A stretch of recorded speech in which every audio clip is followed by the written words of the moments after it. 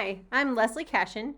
I am a marriage and family therapist at Creative Family Counseling in Louisville, Kentucky, and I'm a positive discipline parent educator.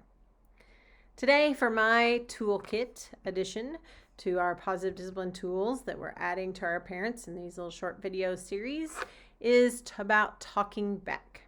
I'm hearing from a lot of parents right now that they're dealing with back talk and getting into these kind of conflicts with their kiddos, which may be related to everyone spending more time at home or having to leave out of the home and coming back and needing rest and being stressed. Irregardless, backtalk is something all parents deal with at some point, so it's a good idea to talk about it today. First, we'll talk about what a typical parent might say.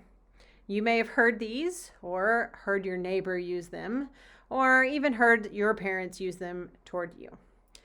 So the first thing might be, "Don't talk back to me that way, young lady," or "Go to your room and don't come out until you can be respectful."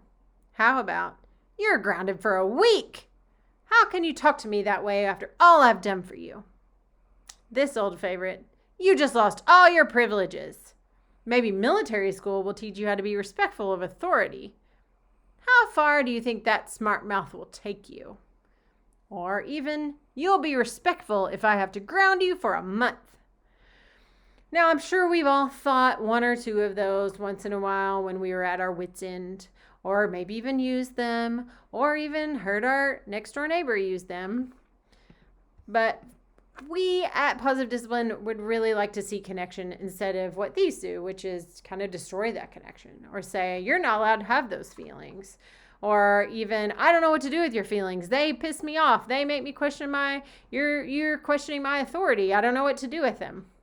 So instead, we might use this moment of stress and frustration to create some connection.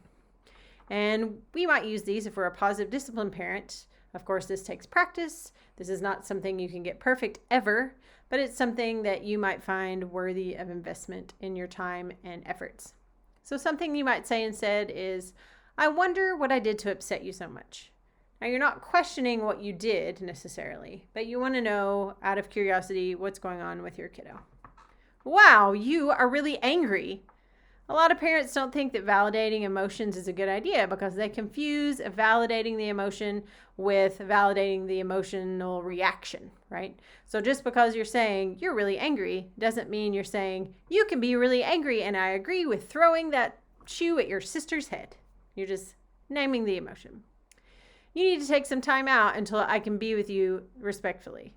I need to take some time out until I can be with you respectfully.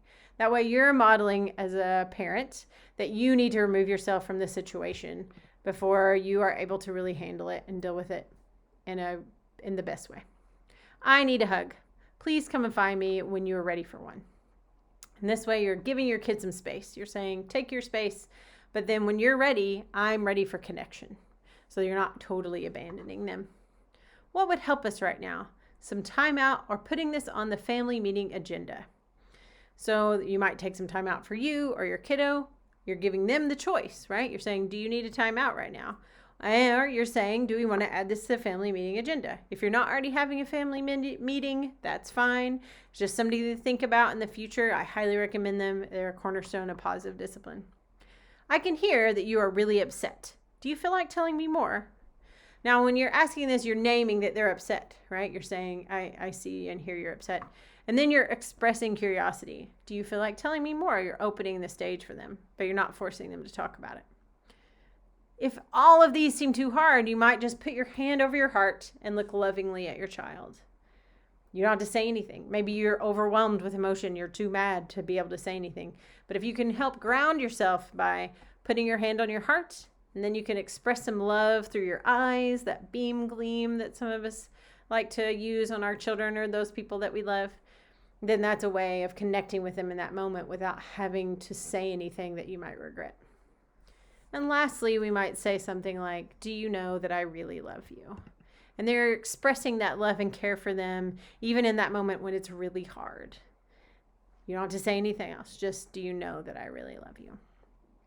So those are my tips for back talk. Hopefully they've been really helpful. If you would like some more tips, or if you want to invest in learning the whole positive discipline curriculum, we have those videos for sale on our website, and they're wonderful. You can watch them at your own time. You can watch them with family, however you would like to do it to really add to your parenting toolbox. Thanks.